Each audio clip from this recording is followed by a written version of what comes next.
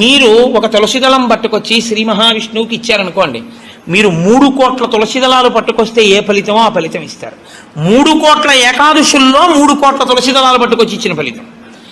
మీరు రేపొక్కసారి శ్రీరామ రామ రామేతి రమే రామే మనోరమే అన్నారనుకోండి, 3 కోట్ల పర్యాయములు విష్ణు సహస్రాన్ని పారాయణ చేసిన ఫలితం వేస్తారు. రేపు అన్ని 3 కోట్ల మీద వేస్తారు. కాబట్టి ఉత్తరద్వార దర్శనము చెయ్యాలి, ఉపవాసము చెయ్యాలి.